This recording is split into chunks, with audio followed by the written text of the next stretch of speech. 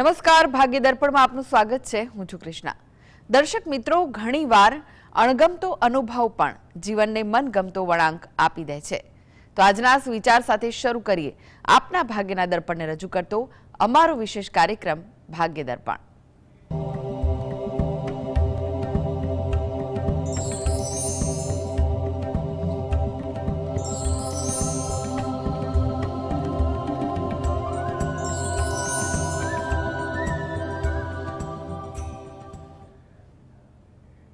તો ભાગ્ય દર્પણમાં આપના પ્રશ્ન નિરાકરણ, રાશિફળ, પંચાંગ વિશે માહિતી અને માર્ગદર્શન આપવા માટે આપણી સાથે જોડાઈ ગયા છે જાણીતા જ્યોતિષાચાર્ય અને વાસ્તુશાસ્ત્રી હસીતભાઈ પાઠક. હસીતભાઈ, ભાગ્ય દર્પણમાં આપનું સ્વાગત છે. નમસ્કાર. નમસ્કાર હસીતભાઈ, સૌથી પહેલા વાત કરીએ આજના પંચાંગ વિશે. તો શું છે આજનું પંચાંગ તે જણાવશો? હા, આજના દિવસનો શુભારંભ કરીએ પંચાંગની જાણકારીથી. આજે વાર છે બુધવાર, વિક્રમ સંવત 2082 ચાલી રહ્યો છે. આજની તારીખ છે 18 ફેબ્રુઆરી 2026. 18/2/26. આજની તિથિની વાત કરીએ. આજથી ફાગણ મહિનાનો પ્રારંભ થયો છે. ફાગણ મહિનાનો સુદ પક્ષ એટલે કે શુક્લ પક્ષની આજે એકમ છે. આજે છે ફાગણ સુદ એકમ. નક્ષત્ર શતભિષા છે, યોગ શિવ છે અને કર્ણ બવ આવે છે. આજની રાશિની વાત કરીએ તો આજની રાશિ આવે છે કુંભ રાશિ, કે જેના નામાક્ષરો હોય છે ગ, સ, શ અને શ. એટલે આજે જો કોઈ બાળક જન્મે તો તેનું નામ કુંભ રાશિ પરથી પાડવું હિતાવહ રહેશે. ઉપરાંત ગ્રહ ગોચર અને મુહૂર્તની ગણતરી માટે પણ કુંભ રાશિને લક્ષમાં લેવાની રહેશે. દિન વિશેષની વાત કરીએ તો આજથી ફાગણ માસનો આરંભ થયો છે. નવો મહિનો ચાલુ થયો છે. સામાન્ય રીતે એવું કહેવાય કે આપણે જ્યારે પણ નવો મહિનો શરૂ થતો હોય ત્યારે હંમેશા દેવ દર્શને જવું જોઈએ, કંઈક સત્કાર્ય કરવું જોઈએ, પુણ્ય કરવું જોઈએ. અને આપણા જે મહિનાઓ છે તેનું હંમેશા ધ્યાન રાખવું જોઈએ કે ક્યારે મહિનો બેસે છે. બરાબર. આજે ચંદ્ર દર્શન પણ છે, કારણ કે સાંજ બાદ બીજનો પ્રારંભ થાય છે અને બીજની રાત્રિ હોય ત્યારે ચંદ્ર દર્શન કરવાનો સુદ બીજનો ખૂબ મહિમા છે.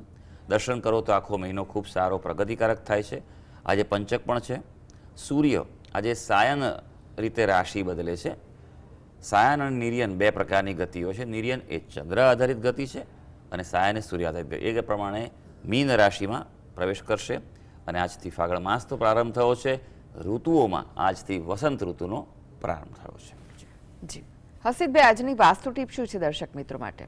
હા, વાસ્તુ ટીપમાં આપણે વાત કરી રહ્યા છીએ ઓરા આભા મંડળની, જે ખૂબ જ અગત્યની માહિતી છે. દરેક વ્યક્તિએ આ જાણવું જોઈએ પોતાની ઓરા વિશે, આભા મંડળ વિશે. ઓરા તમારી જગ્યાની, તમારી કોઈ પણ વસ્તુઓની પણ હોઈ શકે છે.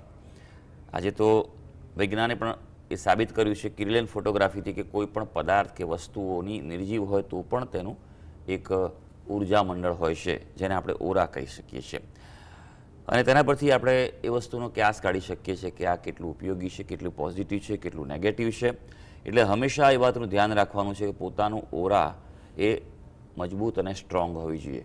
માટે પોઝિટિવ વાતાવરણમાં રહો એટલું તમને ફેર પડે છે.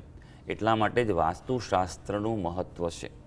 તમારા ઘરનું કે તમારા મકાનનું, જેમાં તમે રહેતા હો અને તમે કોઈ ઓફિસમાં કામ કરતા હો, એ બંનેની વાસ્તુશાસ્ત્ર પ્રમાણે જો રચના કરેલી હોય, દોષ નિવારણ કરેલું હોય તો ત્યાંની ઓરા ખૂબ સારી હોય છે. સારી ઓરા હોય તો પોઝિટિવ એનર્જી વધે છે અને તમે ત્યાં બેસો એટલો સમય, ઓફિસમાં પણ આજકાલ વ્યક્તિ 7, 8, 9 કલાક કામ કરતું હોય અને જો ઓફિસની તમારા કાર્યક્ષેત્રની ઉર્જા સારી ન હોય તો તમારી પોઝિટિવ એનર્જીને ઘટાડતું હોય છે. એટલા માટે આ વાતનું ખૂબ ધ્યાન રાખવાનું. ઘરમાં સૌથી વધારે સમય વિતાવતા હોઈએ છીએ. ઘરની ઉર્જા પણ જો વાસ્તુશાસ્ત્ર પ્રમાણે હોય તો તે ચોક્કસ તમને બતાવે છે કે તમારા માટે એ છે. તમારી ઓરા એ તમારા વ્યક્તિત્વનો અરીસો છે. જી હસીતભાઈ, 12 રાશિઓનું રાશિફળ જાણીએ તે પહેલા એક દર્શક મિત્ર આપણી સાથે જોડાયા છે. મીતાબેન છે. મીતાબેન, આપણે જેમના માટે પ્રશ્ન પૂછવો હોય તેમની જન્મ તારીખ જણાવો.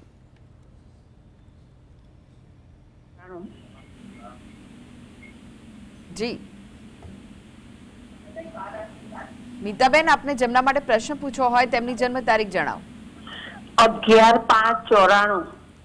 જન્મનો સમય કયો છે? સવારે 9:20. અને જન્મનું સ્થળ? ભરૂચ. પ્રશ્ન જણાવો, શું પૂછવું છે આપને? હવે એને ઇન્ટરવ્યુ આપ્યો હતો જામનગર હમ 1.5 મહિના પહેલા, હમ પણ હજુ ત્યાંથી લેટર આવતો નથી. હવે આવશે કે કેમ? એને પ્રોડક્શન મેનેજરનું આપ્યું છે એને. હાજી, તમે પહેલાં પણ પ્રશ્ન પૂછેલો છે એવું મને લાગે છે, કારણ કે આ સેમ પ્રશ્ન આવેલો કે જામનગર હતો ને ત્યાં રિલાયન્સમાં ઇન્ટરવ્યૂ આપેલો છે ને. હાજી, સારું, જોઈ લઈએ કે ફરી એકવાર આપણે કુંડી પર નજર નાખીશું, કારણ કે ઘણીવાર એવું બનતું હોય વ્યક્તિને, અને વ્યાજબી સ્વાભાવિક છે કે સમય વીતતો જાય અને આપણે એક સારી ઓફર હોય એની અપેક્ષા કરતા હોય ન થાય તો કેમ આવું થાય છે એ પણ સમજવું જરૂરી છે. કુંડી પર નજર નાખીશું. મિથુન લગ્નની કુંડળી આવી રહી છે. લગ્નનો સ્વામી બુધ 12મા સ્થાનમાં છે. અહીંયા વૃષભ રાશિ આવે છે. ચંદ્ર પણ 12મા સ્થાનમાં છે. હાલ રાહુની દશા ચાલી રહી છે, એટલે એમ કહેવાય કે શક્યતા તો છે પણ થોડો વિલંબ થાય તેવું બની શકે એવું છે, એટલે થોડી રાહ જોવાની તમને સલાહ છે. જી જી, મૈત્રીબેન જોડાઈ ગયા છે. મૈત્રીબેન, આપને જેમના માટે પ્રશ્ન પૂછવો હોય તેમની જન્મ તારીખ જણાવો. મૈત્રીબેન, આપને જેમના માટે પ્રશ્ન પૂછવો હોય તેમની જન્મ તારીખ જણાવો.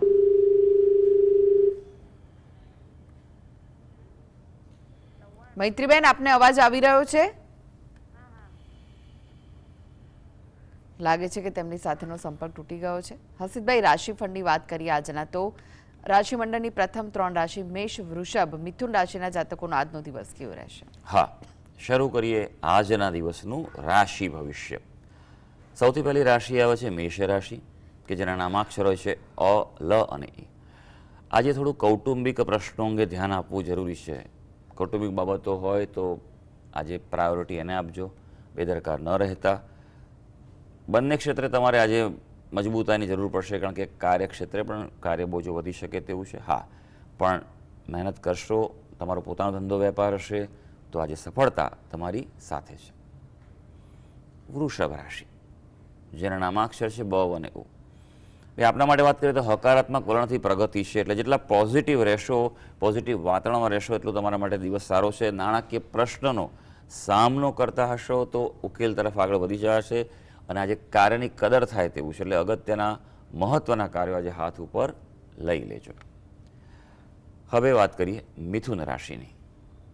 મિથુન રાશિ કે જેના નામાક્ષર હોય છે ક, છ અને ગ. ભાઈ, આપણા માટે વાત કરવામાં આવે તો સંજોગો સાનુકૂળ થતા જણાય તેવો દિવસ છે આપનો. હા, પણ ઘરમાં સંતાનો સાથે પરિવારમાં જે મતભેદની શક્યતા છે, એટલે એ બાજી તમારે સંભાળવી પડશે. હા, અગત્યનું કાર્ય જો કોઈ હાથ પર લીધું હશે તો તે આજે સંપન્ન થવાની સંભાવના છે. જી, ફરી એકવાર મૈત્રીબેન જોડાઈ ગયા છે. મૈત્રીબેન, આપને જેમના માટે પ્રશ્ન પૂછવા હોય તેમની જન્મ તારીખ જણાવો.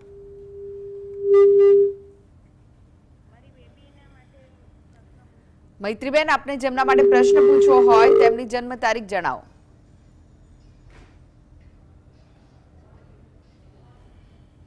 લાગે છે કે ટેકનિકલ ખામીના કારણે ફરી એકવાર તેમની સાથેનો સંપર્ક તૂટ્યો છે.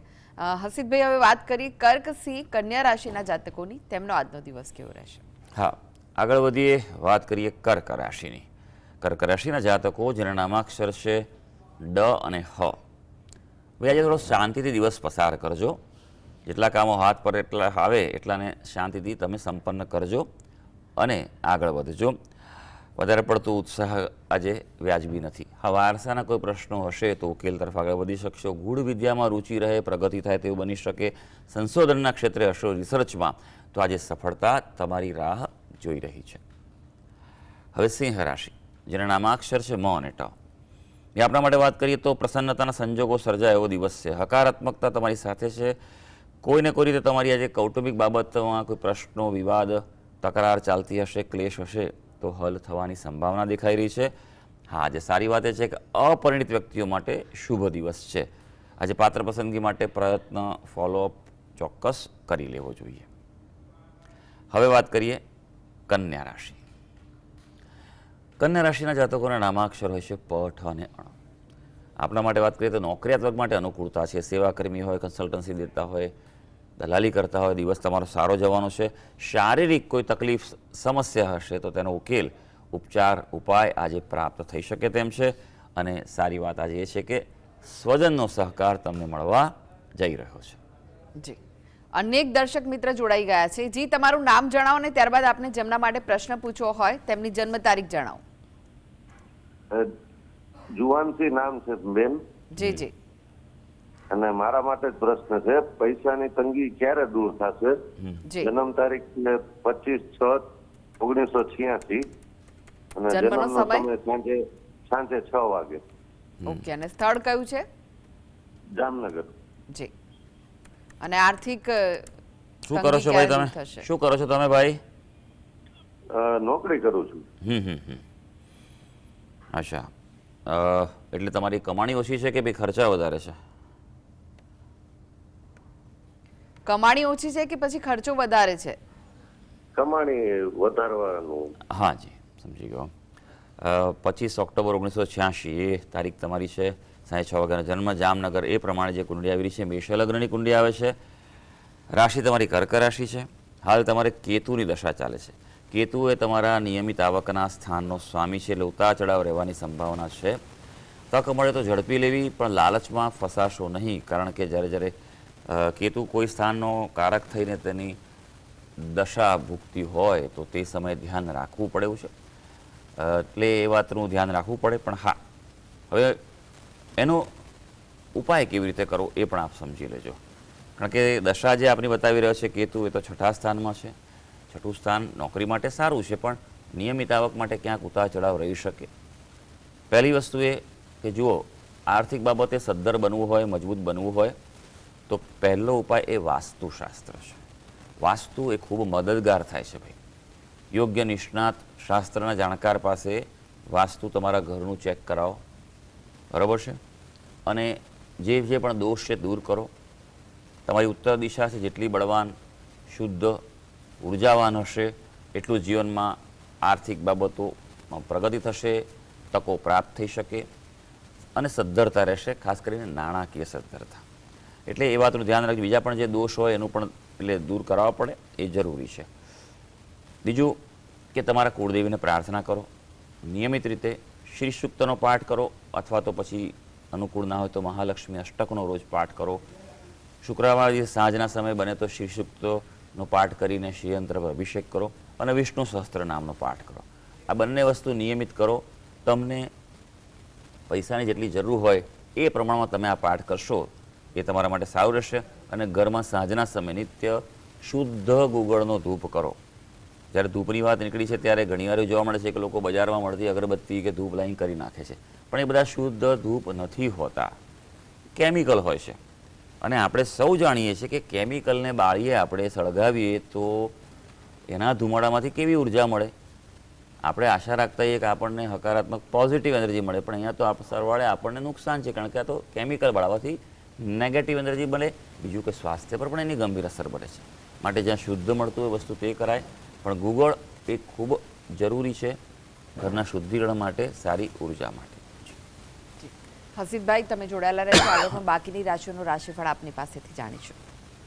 તો ભાગ્ય દર્પણમાં આગળ વધીએ તે પહેલા લઈએ બ્રેક.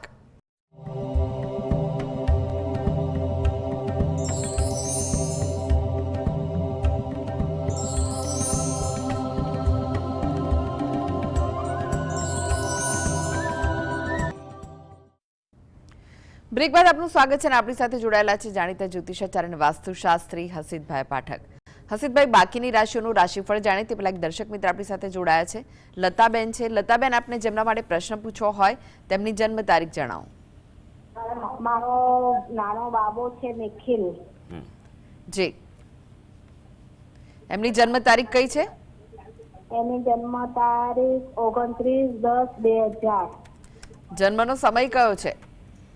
જન્મનો સમય સવારે 10 વાગે. અને જન્મનું સ્થળ? વડોદરા. જી. પ્રશ્ન શું છે, શું પૂછવું છે આપને? એનું કામમાં મન લાગતું નહીં, ક્યાં નોકરી જતો નહીં, છોકરીના પાછળ પડ્યો, એનું કઈ મન લાગતું નથી. જી. શું કામ કરે છે? અત્યારે ક્યાંય કામ નહીં કરતો. તમારી બાજુમાં બેઠો છે?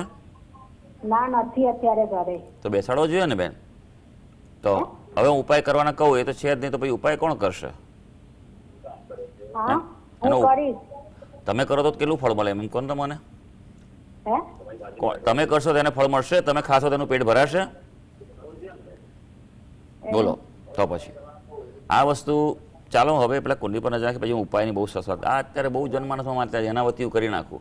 કરી શકો પણ તમે વિધિ જાણો છો, તમે એ પ્રમાણે રીત પ્રમાણે કરી શકો, સંકલ્પ લઈને અનુષ્ઠાન કરી શકો એના વતી, બરાબર છે? તો જરૂરી છે, બરાબર? સારું, ચાલો હવે તમને ઉપાય બતાવો. કુંડલી પર પહેલા નજર નાખીશું. વૃશ્ચિક રાશિ, વૃશ્ચિક લગ્ન આવે છે, એટલે જીવનમાં સંઘર્ષ તો રહેવાનો છે. કારણ કે 8 નંબરની રાશિ હોય, 8 નંબરનું લગ્ન હોય તો હંમેશા જોવા મળે ઉતાર ચઢાવ જીવનમાં રહેવાનું છે.